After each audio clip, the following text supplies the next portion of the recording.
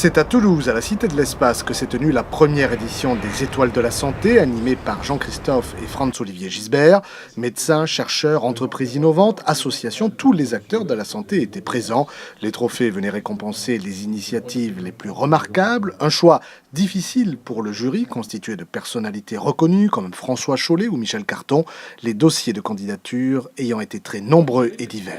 Des dossiers liés à l'innovation, qui est source de progrès, et puis également qui est facteur d'espoir. Donc on a beaucoup reçu également de dossiers du monde associatif qui viennent accompagner les patients, les familles. On a eu de nombreuses discussions, elles étaient riches, elles étaient nourries, mais on a à chaque fois, sur chacun des trophées, fait ressortir le dossier qui nous apparaissait devoir être le plus mis en valeur. Et parmi les lauréats, un coup de cœur tout à fait particulier pour l'association Les Blues Roses, des bénévoles toujours présents aux côtés des malades.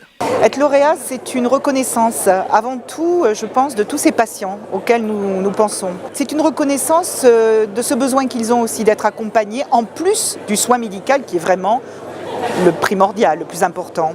C'est aussi effectivement un sacré clin d'œil aux 185 bénévoles du comité de Toulouse, 4100 en France, qui s'engagent à venir au moins une demi-journée par semaine, apporter comme ça leur sourire tout simplement à ceux qui souffrent ou qui sont seuls. Un public très nombreux, des moments intenses comme lors de la venue de la maman de Grégory Lemarchal. Et à l'origine de cette première édition des Étoiles de la Santé, la fondation Oréade Prévifrance avec un objectif, remettre l'homme au cœur du système de santé. Le rôle de la Fondation, c'est d'aider le malade dans sa dimension de femme et d'homme pour faire face aux problèmes qui se posent quand il est atteint par la maladie. On veut être un lien entre tous ces opérateurs, c'est-à-dire le monde médical, les équipes soignantes et le malade, sa famille et son environnement.